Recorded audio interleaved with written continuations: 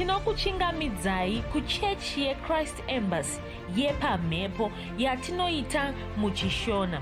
Iko zvino hapachina chikonzero chokupedza svondo rose usina kupinda chechi, nokuti painopindwa unenge usipo, kuda wakanga uri kubasa pakaenda vamwe kuchechi, kuda wakanga uri parwendo, kuda chechi yeChrist Embassy haisati yakuwanikwa kwaunogara, kana kuti unofarira hako kudzidza shoko raMwari nechishona. Ino ndiyo yave chechi yako.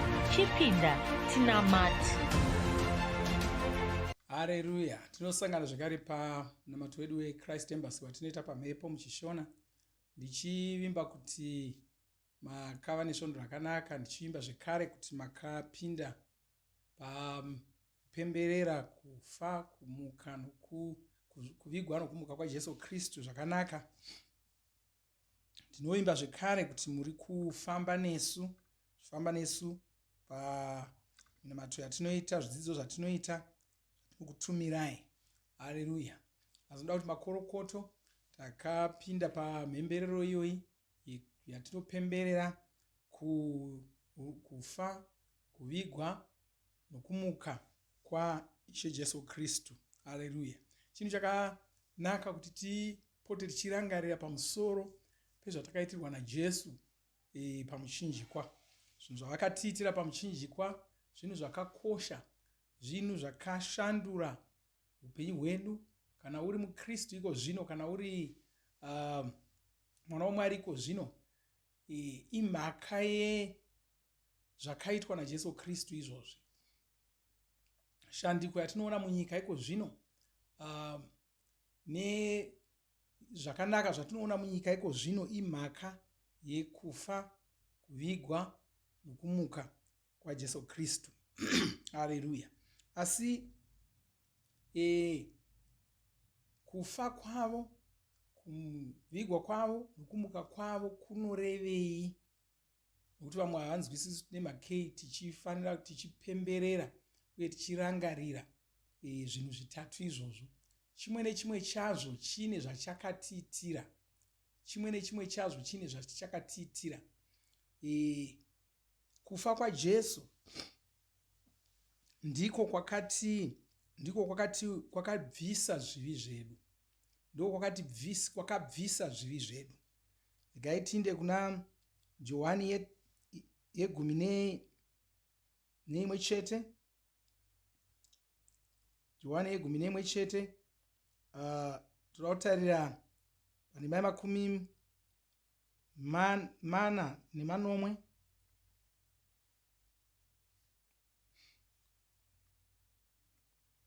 Tione zvakanyorwa ipapo.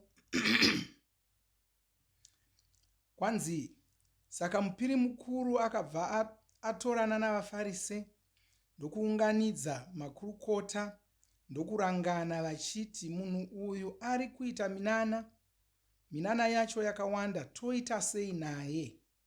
Hatifaniri kumurega achienderera mberi, nokuti vanhu vose vangamugamuchira vakabvuma kuti ndiye muponesi. VaRoma vangazouya vakatibvisa panzvimbo vakatora nyika ino. Kaefasi ndiye aiva mupiri mukuru mugore iri. Akabva avadavira akati, hamuna zvamunoziva uye munenge makanganwa kuti zviri nani kuti munhu mumwe afe hake akamirira rudzi rwose pachinhambo chokuti rudzi rwose rufe. Mashoko aya haana kubva musoro make. Ndiye akanga ari mupiri mukuru, saka akanga ari kutotaura zvaiva mumweya, zvekuti Jesu vakanga vakafanira kufa vachifira rudzi rwose, asi kwete rudzi rwavo chete, asi Jesu vaunganidzire Mwari vana vachibva kunyika dzose. Haleluya. Saka kufa kwaJesu Kristu vanga vari kufira vanhu vose, vanga vari kufira iwe, vanga vari kufira ini. Vanga vachifa vakatimiririra. Rufu rwavo ndo rwakaita kuti zvivi zvedu zvikanganwirwe. Ndo zvakaita kuti zvivi zvedu zvibviswe, zvisukwe. Asi Jesu vanga vasina kungouya kuzobvisa zvivi chete chete, Johani unotaura pane imwe nguva zvikanzi tarirai gwayana raMwari rinobvisa zvivi zvenyika yose. Asi chinangwa chaJesu chaicho changa chisiri chokungobvisa zvivi zvenyika. Nokuti kungobvisa zvivi zvenyika kwaingotisiya tichigona kuzongotadzazve, tichigona kuzongopinda zvekare munjodzi yatakanga tanunurwa kubva pairi. Saka Jesu vakapfuurira mberi vakaita chimwe chinhu chechipiri chokufa. Kufa kwavakaita chokuvigwa. Kuvigwa kwavakaitwa ndo kwakavaendesa kugomba romoto. Vafa kudaro vakaenda kugomba romoto. Haleluya. Vakaenda kugomba romoto. Bhaibheri rinotaura kuti pane zvinhu zviviri zvavakanosvika vakaita ikoko. Chokutanga vakasungunura vanhu vakanga vakasungwa naSatani zvisiri pamutemo, vakanga vafa vachitorwa naSatani vachisungwa naSatani. Chechipiri ndechokuti vakaenda vakanokurira Satani, vakanomutorera masimba avo ake. Ndosaka pavakazodzoka vakadzoka vachiudza vadzidzi vavo zvikanzi masimba ose ava mumaoko angu. Kwai masimba ose ava mumaoko angu. Ndo pavakazoti chiendai munoparidza kwose kwose. Chiendai munoparidza kwose kwose. Muchiparidzira zvisikwa zvose. Muchiparidzira zvisikwa zvose, muchiunza shoko roruponeso kuvanhu vose, kuzvisikwa zvose. Ndo basa ratakazopiwa iroro. Haleluya. Ngandikutsvakirei ndima iyoyo. Haleluya. Jesu vakamuka vaine mufaro mukuru.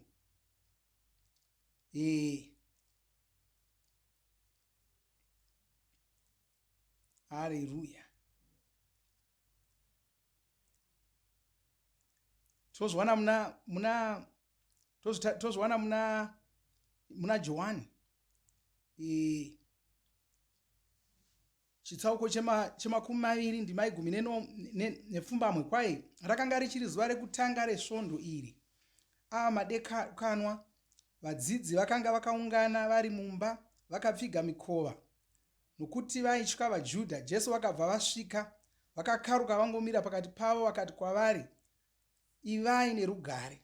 Vakabva vatanga kuvaratidza zvanza zvavo ndokuvaratidza rutivi rwavo. Vadzidzi vakafara nokuti vakanga vaona Ishe. Jesu vakabva vataura kwavari zvikanzi, ivai nerugare. Ndava kukutumaiwo kuita basa randakatumwa naBaba vangu. Haleluya. Saka Jesu vakauya kuvadzidzi ava vakurira Satani, vakurira wakaipa. Ndokuuya kwaari, ndokuvataurira kuti masimba ose ava mumaoko angu. Tinogona kuzviona zvekare nyaya imwe chete muna Ruka 24. Ruka 24.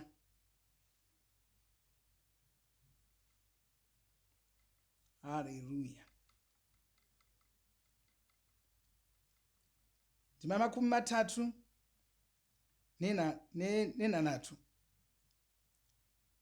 Kwai vakanga vachiri kutaura kudai, Jesu vakabva vapinda ndokumira pakati pavo ndokuti, ivai nerugare.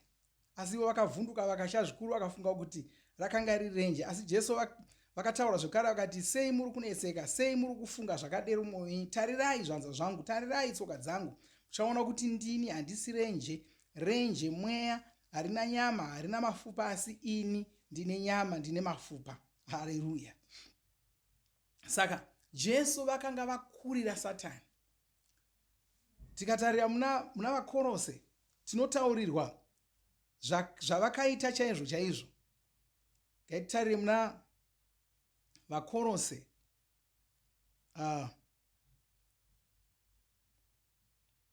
haleluya, yechipiri. Vakorose yechipiri tinoona zvakaitwa naJesu ipapo. Kwanzi achitaura zvakaitwa naJesu pavakafa vakavigwa kudaro vakaenda kugomba romoto. Kwaye vakazotora vabati nemasimba ndokuvaita nhapwa, ndokuvayanika pachena kuti vaonekwe nezvisikwa zvose kuti vakanga vakurirwa. Haleluya! Saka ndo zvakaitwa naJesu pavakafa, pavakavigwa, vakabva vaenda kugomba romoto. Ndokunokurira Satani, ndokunokurira mweya yetsvina, ndokunokurira zvose, ndokunotora masimba ose. Bhaibheri rinoti kwanzi vakatora simba rokuvhara gomba romoto, simba rokuuraya. Satani akasara asisina simba rokuuraya vanhu. Wakatorerwa makii acho, wakatorerwa simba racho, kureva kuti Jesu havana kungofa ndokutisiya tisisina zvivi, asi vakatisiya tava vakuru kuna Satani. Nokuti kukunda kwavakaita Satani, tisu tinotorwa sokuti tisu takakunda Satani wacho, tisu takamukurira Satani. Saka Satani achitiona, anotoona vanhu vakamukurira, anotoona vanhu vakamunyadzisa, anotoona vanhu vanomuvhundusa, vanomukanganisira zvinhu zvake. Kuna vamwe vanotya Satani kuti vanotya Satani, unotya mweya yetsvina, unotya zvousiku, unotya chi. Satani pachake takatomukurira. Pavakakurirwa naJesu paya, takatomukurirawo. Saka mushure mezvinhu zviviri izvozvi, kureva kuti zvivi zvedu zvanga zvabviswa, isu takanga taane masimba akawanda kudarika aSatani.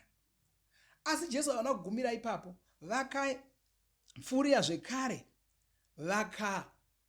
vakapfuurira mberi, vakamuka kuvakafa. Vakamuka kuvakafa, havana kuramba vari kugomba romoto, havana kuramba vari mumaoko aSatani, havana kuramba vari muusungwa hwaSatani. Vakamuka kuvakafa. Kumuka kuvakafa ndiko kwakatiita kuti tigova zvisikwa zvitsva. Fudzi Kristu vanogara vachitidzidzisa vachiti chiKristu hachina kutangira pamuchinjikwa. chiKristu chakatanga pakamuka Jesu kuvakafa.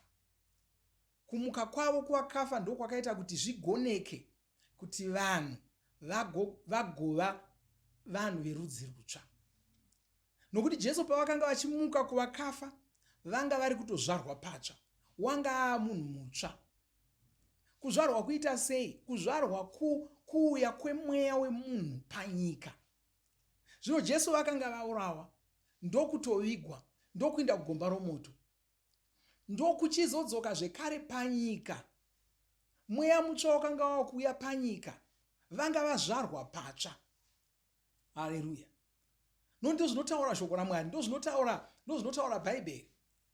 Zvichinzi nhasi, kwai ndiwe mwanakomana wangu, ndakuzvara nhasi, nhasi ndo pandakuzvara. Vachitaura pamusoro pokumuka kwaJesu kubva kuvakafa. Haleluya! Saka vakatibvisa zvivi, vakatipa masimba, kupfuuridza nokuvigwa kwavo, vakatipa masimba akawanda kudarika aSatani, ndokuchizotiita zvisikwa zvitsva, ndokuchizotiita vanhu verudzi rwavo. Kuva chisikwa chitsva zvinoreva kuti wava munhu werudzi rwaMwari, wava munhu weropa raMwari, wava munhu weropa ramuponesi Jesu, wava munhu werudzi rwavo, wava mumwe chete naMwari.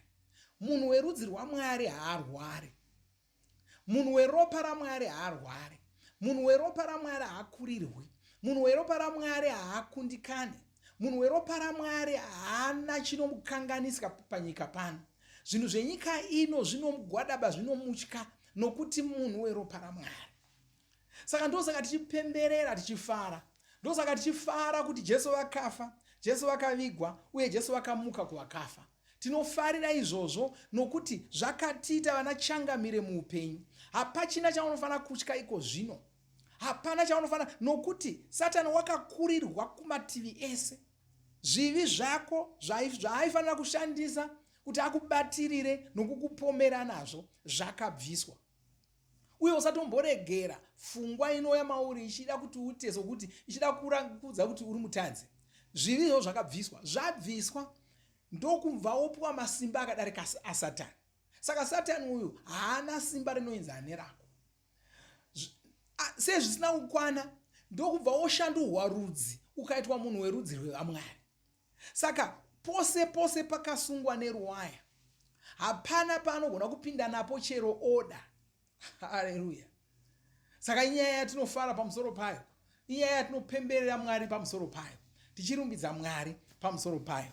Ngatitinyengetere tichitenda Mwari, tichinamata, tichivhara. Baba, ndoda kutendai nezita raJesu Kristu, ndopambiri nekudzo kwamuri. Ndoda kutendai nokuda kunaka kwenyu.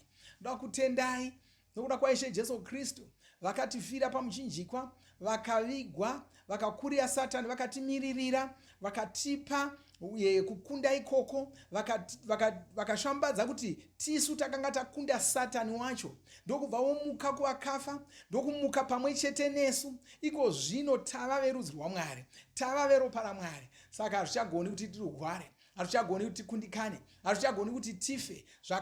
Zvaigona kutiuraya takazvikurira muzita ramambo Jesu Kristu. Ndonyengeterera mumwe nomumwe wandanamata naye pazuva ranhasi, ndichaona maropafadzo pamusoro poupenyu hwake muzita ramambo Jesu Kristu. Hapana chinomukurira muupenyu huno, hapana chinomukurira munyika muno. Nezita raJesu Kristu anokurira zvirwere, anokurira matambudziko enyika ino, kushayiwa nourombo hwenyika ino, muzita ramambo Jesu Kristu. Ndinokutendai nokurumbidzai. Amen. Haleluya. Zvakanaka. Maita zvenyu, ngatisangane zvakairi musvondo unouya. Mwari vakuropafadzei. Vanofambira mberi nezororo, muchange makachengetedzwa, makadzivirirwa. Hapana chokutya, hapana chokuvhunduka. Mwari vakuropafadzei. Amen.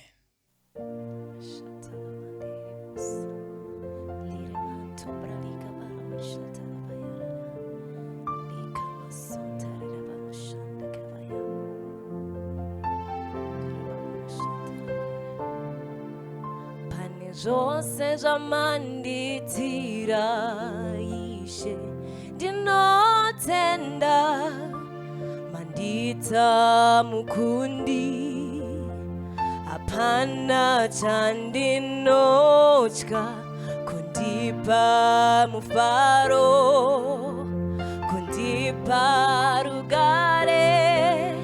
Pane zvose zvamanditira Ishe ndinotenda, mandita mukundi, hapana chandinotya, kundipa rufaro, kundipa rugare. Ndinokutenda Ishe, hakuna mumwe wakaita semi. Ndinokutenda Ishe, hakuna mumwe wakaita semi.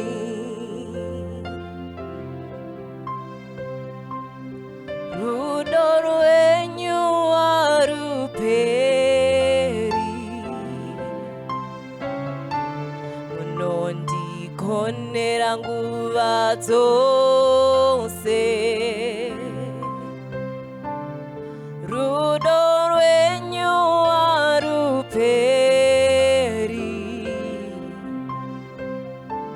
munondikonera nguva dzose.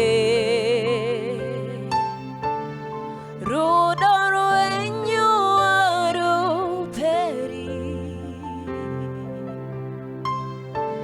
munondikonera nguva dzose.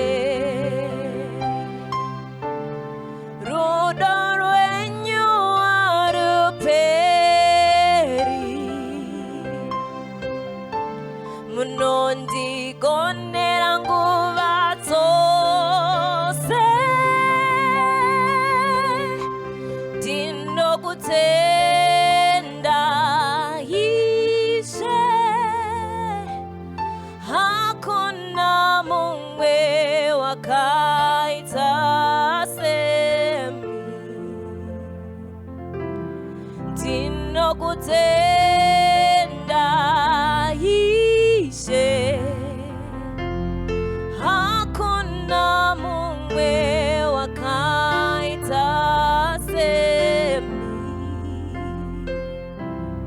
ndinokutenda Ishe, hakuna mumwe wakaita semi. Oh, hallelujah. Tinovimba makomborerwa nemunamato wesvondo rino. Kana manga musati mazvarwa patsva, namatai mumashure mangu, muchidudza, muchirevesa.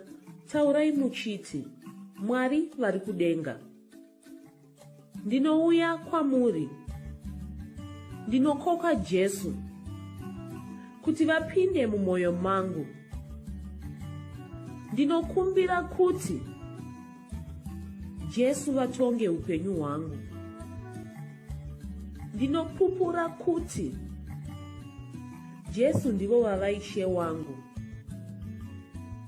Saka ndinogamuchira upenyu usingaperi mumweya mangu. Ndazvarwa patsva, ndava chisikwa chitsva. Ndinokutendai. Amen. Makorokoto mazvarwa patsva, tinokugamuchirai muchechi yeChrist Embassy. Titumirei zita renyu nekwamunogara. Munogona kutumira iri SMS kana WhatsApp pa 0772 215 kana kutuma tsamba pa shona@gmail.com. Muchida kupa mpiro yenyu neEcocash, rovai namba *151*2*5*58225 motevera zvinenge zviri kutaurwa neEcocash ipapo. Kana muine nhare dzemazuva ano, munogona kushandisa KingsPay kupa mpiro yenyu. Shandisai kodhi inoti TNIOG nemavara makuru. Tinoda kukuzivisai zvinotevera. Tinokurudzira kuti musadarikwe nezvidzidzo zveRhapsody. Zvidzidzei kuti shoko riwande mamuri, mugone kumirisana nezvinhu zvinonetsa muupenyu. Tinodavo kuzivisa vane nhare dzeEconet kuti *205# mava kugona kuwana Rhapsody panhare dzenyu kunyangwe musina WhatsApp. Rovai nhare idzi muwane Rhapsody panhare dzenyu zuva rimwe nerimwe. Munorova *205# mosarudza daily devotional. Subscribe Shona Rhapsody muchishona. Munamato uno munoubata pa WhatsApp, pa radio, pa YouTube panoti Shona Online Church, pa www.ce-shonachurch.org, nepa vcc.rhapsodyofrealities.org. Tinokumbira mutizivise kana muri kutibata pane imwe yenzvimbo idzi. Kana pari paintaneti, munogona kunyoresa muchitipa zita renyu. Kana pari pa WhatsApp, tinyorerei tigopota tichikutumirai zvimwe zvidzidzo, kana kutitumira SMS pa 0772 166 928. Ivai nesvondo rakanaka.